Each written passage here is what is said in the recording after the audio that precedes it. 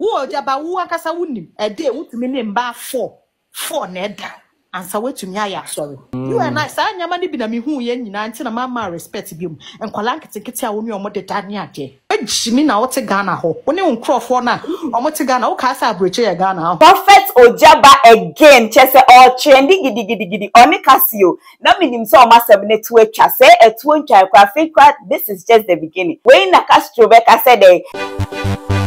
Castro again, oh, featuring Baby Jet, BK, what do this be? Prophet Ojaba any kasi sensem na sa rise ya chese si adie ensema kasi se hwiegu wodie echenkane no kra aha let's go chumos and any first time I pop into every day so say over subscribe am amene wa click on notification bell for latest updates on follow Facebook as let's go chumos and TikTok so as let's go share video am afofra be share or comment bi anso ane waja e comment section e dia amane ebusia ye be start this year ana me kan say Prophet Ojaba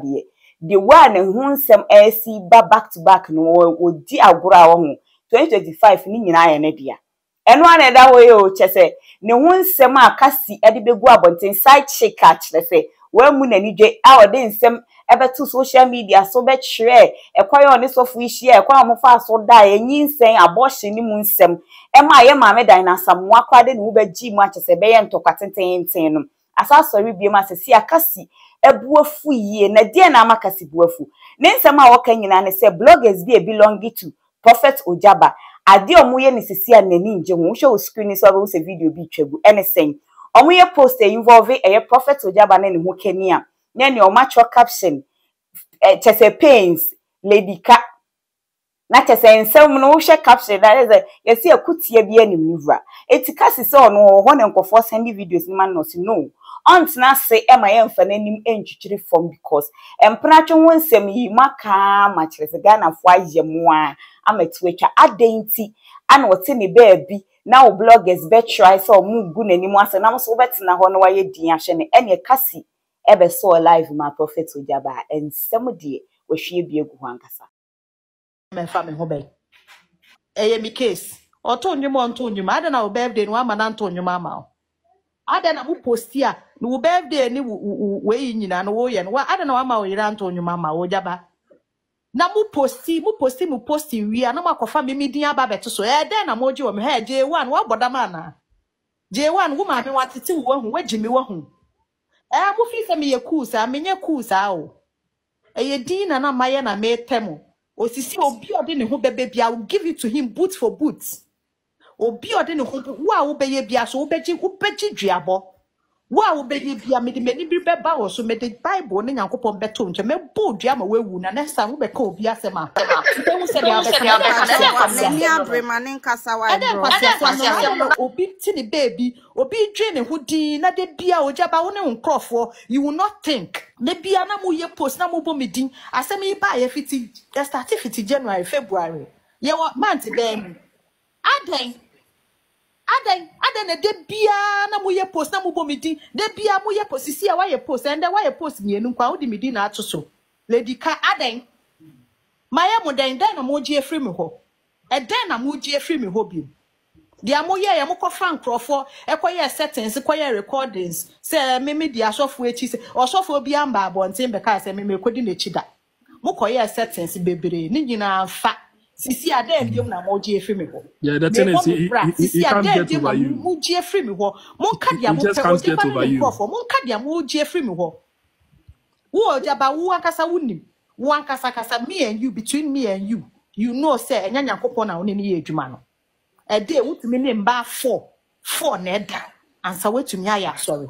you and I sa nyama ne bi na me hu ye nyina nti na mama respect bi mu enkwala nketekete a woni omo de dane ade you know it and I have the evidence I have challenged you what Ghana wo se wo betumi deport me you what Ghana wo se wo betumi deport me evidence ne bra ade wo se wo hu ade so wo hu se me school na me ba no wo se me de 3 months visa na abanti wo be deport me ena me tia 3 months na pan went to me and deport me na what Ghana ho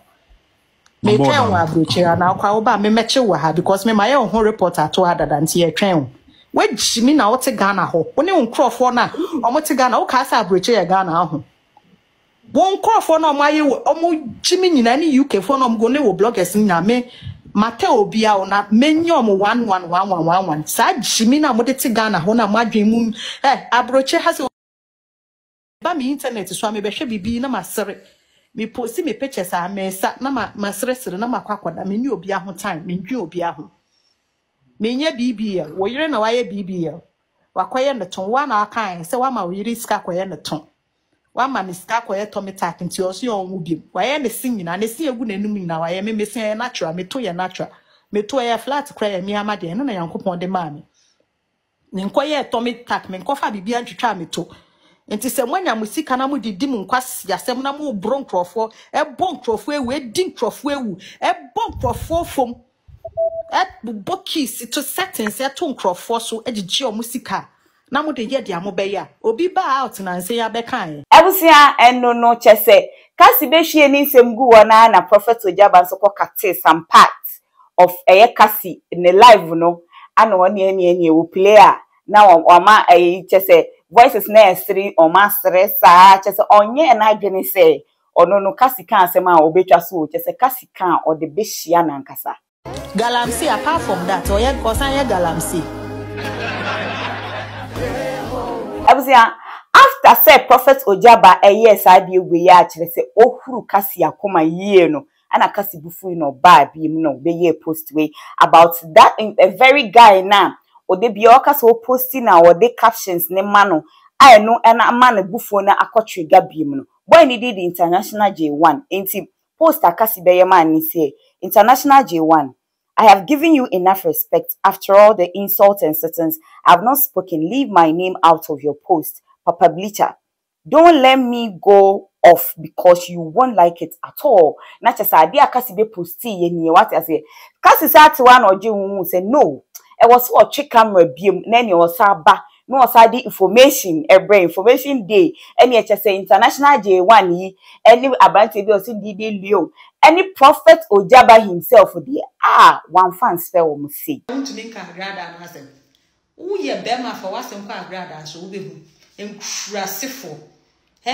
Mo pa mongo fa me naked video, me naked picture, mo edit, mo fan beto ho, mongo kai recording, mongo fan crofo, MA settings, MA there still, ne kren obie weary, obie no kren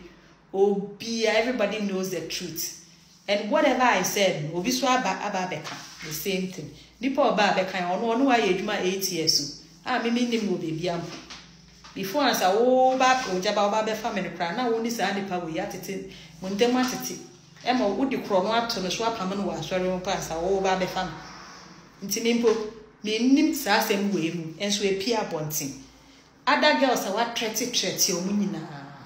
Na we ya me do beba TV so we ya megu eni ase we ya me ye osi omu nyina omu hyehye dem omu nya beba bonten so omu fere because